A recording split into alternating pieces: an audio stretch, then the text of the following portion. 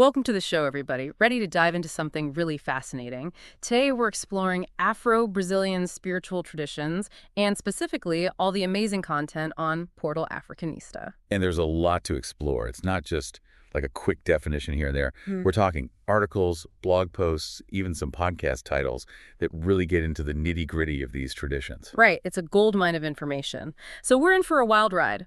Think unique creation myths, powerful deities like Pombagira, Exu, the whole nine yards. Where should we even start? What always gets me is how Portal Africanista doesn't just give you the what, it gives you the why. It pulls back the curtain on the richness and the depth of these traditions. You know, it's not just surface level. 100%. It's like getting a backstage pass to something really special. So speaking of special, let's talk about this Akamara creation myth. I'm familiar with the Greek myths, your Zeus, your Titans, all that jazz, but this is a whole different ballgame. Oh, absolutely. The Akamara myth is all about elegance, really. It's about this universal spirit, Akamara, creating the entire cosmos using just two things, a grain of sand and their breath. Hold on, a grain of sand. That's all it takes to get the universe going in this story. That's the beauty of it. Imagine everything we see, everything we are, stemming from something as simple as a grain of sand. Makes you think about the potential in even the smallest things, yeah. A powerful image, that's for sure. But this creation, it doesn't just happen all at once, does it? No, not at all. The myth lays out 5 distinct phases. It's like a cosmic recipe. First, Akamara uses the sand grain and breath to make this. Well, think of it like a cosmic basket, the foundation of everything. Then come the stars, then Earth itself, and finally, all the living beings that populate it. Okay, so we've got the what's of creation, but across these articles, we keep bumping into this name, Orunmila, and it seems like they have a pretty crucial role to play in all this, right? Oh, absolutely. Orunmila is fascinating. They're not the primary creator, but think of them as this divine facilitator. If Akamara is the artist, Orunmila is the brush, guiding the creative process, making sure everything unfolds in harmony. So it's less about brute force and more about finesse, about delicate guidance and finding that cosmic balance. Makes you wonder, if creation follows this intricate path, this delicate dance, then how do we as humans, as part of that creation, find our own rhythm? It's a question worth pondering, that's for sure. And it leads us to a really fundamental concept in Afro-Brazilian traditions, this intricate connection between humans called Enyan and the Orixas. The Orixas being those powerful deities who govern different parts of nature and human experiences. Precisely. And what's fascinating is it's not about humans being separate from or superior to the Orixas. There's this interdependence, a mutual reliance that's woven into the fabric of existence itself. It's like a two-way street. We rely on the Orixas, but they are also acknowledged and honored by us in return. It's like we're all plugged into this incredible cosmic network, figuring out how to make the whole thing sing. And speaking of incredible, we can't gloss over the Orixas. Portal Africanista has articles for days about these powerful figures.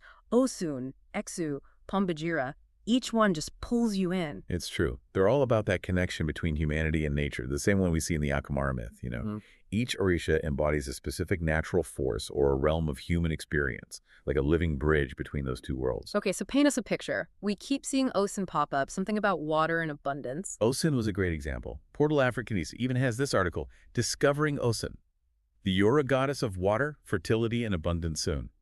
I mean, they even used an emoji. That's how you know it's good. Okay, you've piqued my interest with that emoji. So give us the rundown on Osun. What's her deal? She's water, through and through. But think about water for a second. It's life-giving, essential, right? Mm-hmm. But it can also be a destructive force if it's not respected. That's Osun in a nutshell. Sweetness, beauty, love, abundance. She brings it all. Just like a river nourishes the land, she brings blessings and prosperity to those who honor her. But, don't mess with her. You don't want to test those waters. It's wild how many cultures have these water deities, though, each one with their own flavor. Yeah.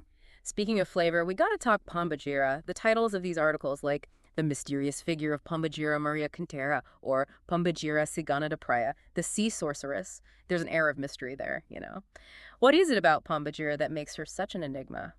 Pombagira is, well, she's a lot. Definitely one of the most fascinating figures in these traditions. Unlike Osun, who's specifically about water, Pombagira is multifaceted.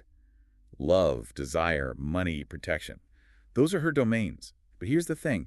There isn't just one Pombagira. Wait, what? You're telling me there's a whole squad of Pombagiras out there? You got it. It's more accurate to think of Pombagira as like an archetype. but there are many different manifestations of her. And each Pombagira might be called upon for different reasons, depending on what you need. Like Pombagira de Praia, that sea sorceress we mentioned. She's all about powerful magic, navigating tough emotions, that whole vibe. Okay, so how do you even wrap your head around all these different Pombagiras? It's a journey. That's what makes her so interesting. It's not about memorizing a list of traits. It's about understanding the energies she represents and how they show up in our lives. You gotta go deeper, look for those connections. No wonder she's considered such a mysterious figure. Okay, that was a lot. But we can't forget about Exu. He's another one that seems to get people talking. A bit of a trickster, from what I gather. That's the reputation, yeah. Yeah. But he's more than just a prankster, trust me. Portal Africanista even has a piece on Exu do Oro, el espíritu de la riqueza. We're talking wealth and prosperity here. So there's more to him than meets the eye. What's the deal with Exu, then? Think of him as the guardian of the crossroads, the spaces between things. Change, disruption, the unknown, that's his jam. He opens doors, but he might lead you down a twisty path if you're not careful. Intense. So he's not good or bad, more like a force of nature you gotta be ready for. 100%. Exu reminds us that life's full of surprises, and sometimes you gotta embrace the unexpected. Okay, so we've got these incredible, complex Orishas all interwoven into this spiritual tapestry, but with ancient traditions trying to navigate the modern world, things get, well, messy, right? Messy is one way to put it. But Portal Africanista doesn't shy away from those challenges. They've got these articles, Kimbanda, reflections on its evolution and deviations, and current analysis of Kimbanda. Challenges and perspectives, Hablamos con la I, really gets you thinking. Now, Kimbanda, for those of us who need a refresher, what's the deal with that? It's a branch of these traditions that works specifically with spirits that are, more connected to the human world. Less about the grand cosmic stuff and more about the here and now. Practical magic, you could say. So the Orishas are like the big leagues, and Kimbanda is like working with the home team? Kind of. And these articles on Portal Africanista, they bring up this concern about Kimbanda losing its way. Like, as it gets more popular, it risks becoming diluted. Totally. It's like anything that blows up, suddenly everyone's an expert, but not always for the right reasons. How do we make sure we're not just like slapping these traditions onto things without respecting where they come from? It's a tough one.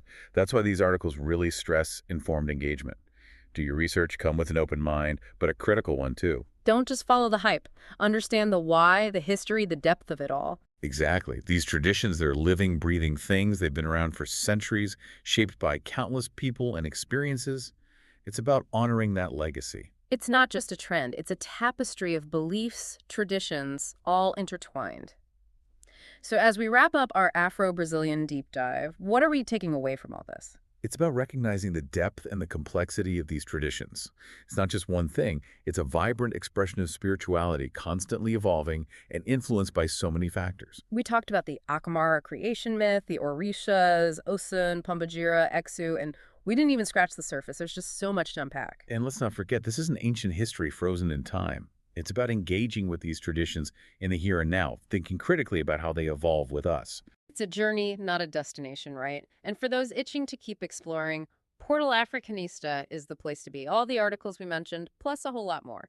But as a final thought, how do you think these traditions will continue to evolve? How will technology, globalization, even skepticism shape them moving forward? Something to think about. Thanks for joining us on this deep dive. Until next time, keep those questions coming and that curiosity burning bright.